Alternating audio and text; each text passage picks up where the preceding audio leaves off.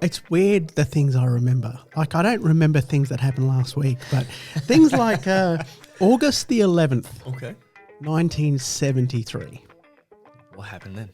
the first ever hip-hop party Huh. was staged. Okay. And it was, if I remember, it was in the Bronx. Right. It's when all the clubs in Manhattan were quite heavily into disco at the time. Gotta love disco. Right. Oh, do you? Ooh. Gotta love disco. Like a good disco party, I do.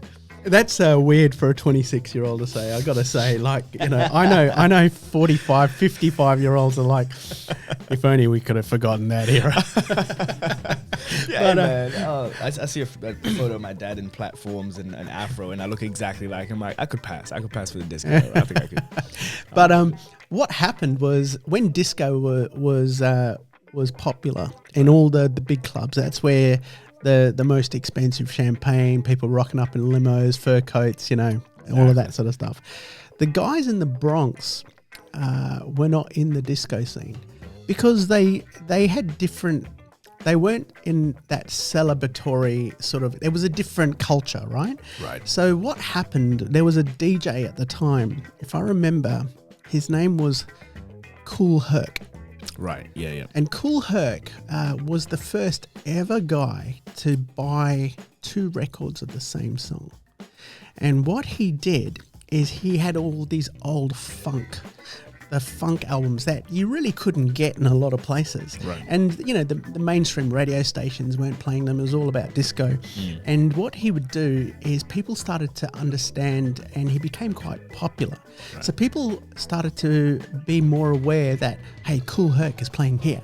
Kool Herc is playing there. And he set up this first ever massive house party. Nice. And a lot of people went. And what he used to do is, in between the funk songs, there were these things called breaks. Right. And it was, leading up to it, it's where the beats were. And it used to be called, from what I remember, the breakdown, the beat down. Right. And what he used to do is extend the breaks. Right. So he would play the break on one record, play the break on the other, and extend the breaks, right, where the beats were. Yeah. But the guys would dance to the breaks and to those beats. Right. And did you know the guys who came on the dance floor to dance within those breaks were suddenly labelled breakdancers?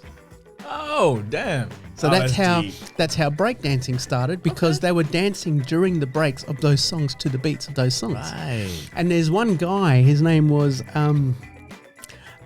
Coke LaRock. Right. And he was on the mic with Kool Herc.